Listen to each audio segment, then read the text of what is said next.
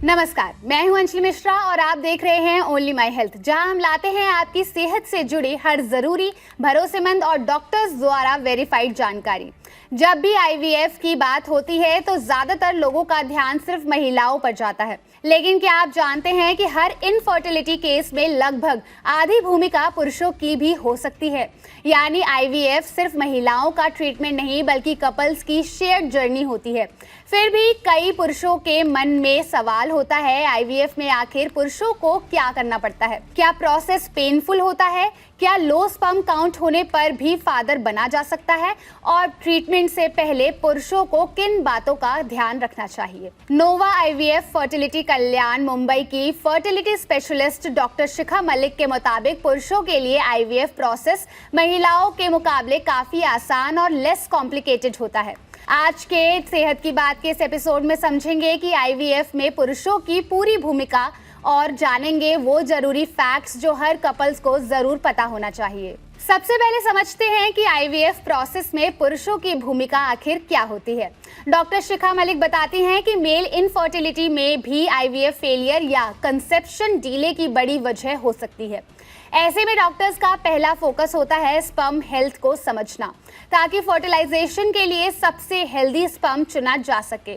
यही वजह है कि आईवीएफ शुरू होने से पहले पुरुषों का फर्टिलिटी इवैल्यूएशन किया जाता है। आईवीएफ से पहले पुरुषों के कौन कौन से टेस्ट होते हैं? सीमेन एनालिसिस, स्पर्म काउंट और motility check, hormone testing, sperm quality examination, lifestyle evaluation. Doctor Malik के मुताबिक इन टेस्ट से ये समझने में मदद मिलती है कि स्पर्म की क्वालिटी कैसी है और कहीं कोई हार्मोनल या प्रोडक्शन रिलेटेड प्रॉब्लम्स तो नहीं है।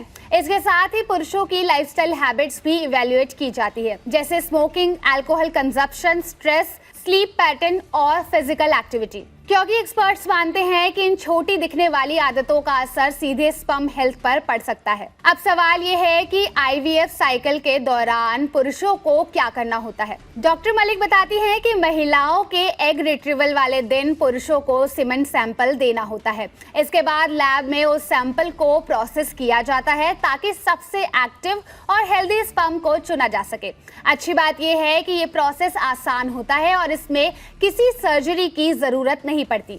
हालांकि सैंपल देने से पहले कुछ दिनों तक इजैक्यूलेशन अवॉइड करने की सलाह दी जा सकती है ताकि स्पर्म क्वालिटी बेहतर रहे। अब बात उस सवाल की जो सबसे ज्यादा कपल्स को परेशान करता है, अगर स्पर्म काउंट कम हो तो क्या आईवीएफ फेल हो सकता है? डॉक्टर मलिक बताती हैं कि लो स्पर्म काउंट का मतलब ये बिल्कुल नहीं है कि प्रेगनेंसी पॉसिबल नहीं है। ऐसे मामलों में आईसीएसआई यानी इंट्रासाइटोप्लाज्मिक स्पर्म इंजेक्शन टेक्निक का इस्तेमाल किया जाता है। इस टेक्निक में एक हेल्दी स्पर्म को चुनकर सीधे एग के अंदर इंजेक्ट किया जाता है। एक्सपर्ट्स के मुताबिक इस टेक्नोलॉजी ने कम स्पर्म काउंट वाले पुरुषों के लिए भी फादर बनने की संभावना काफी बढ़ा दी है। मेन अपनी फर्टिलिटी कैसे बेहतर कर सकते हैं? बैलेंस्ड और न्यूट्रिशियस डाइट लें, रेगुलर मॉडरेट एक्सरसाइज करें, पर्याप्त नींद लें, स्मोकिंग और एक्सेसिव अल्कोहल से बचें, स्ट्रेस कम करें, हेल्दी वेट मेंटेन रखें। World journal of men's health में पब्लिश्ड 2023 की एक रिव्यू के मुताबिक इनएक्टिव लाइफस्टाइल यानी कि सेडेंटरी बिहेवियर मेल इनफर्टिलिटी का बड़ा कारण बन सकता है। रिसर्च में पाया गया कि बहुत कम फिजिकल एक्टिविटी वाले पुरुषों में टेस्टोस्टेरोन लेवल कम हो सकता है, स्पर्म मोटिलिटी घट सकती है और स्पर्म क्वालिटी भी प्रभावित हो सकती है। हालांकि एक्सपर्ट्स ये भी कहते हैं कि बहुत ज्यादा इंटेंस एक्सरसाइज भी स्पर्म हेल्थ को नुकसान पहुंचा सकती है, यानी फर्टिलिटी के लिए बैलेंस सबसे ज्यादा जरूरी है। क्या आईवीएफ प्रोसेस पुरुषों के लिए पेनफुल होता है? ज्यादातर मामलों में नहीं, इसमें सर्जरी शामिल नहीं होती। सीमेन टेस्ट और ब्लड टेस्ट किए जाते हैं। मेन रोल सीमेन सैंपल देने का होता है।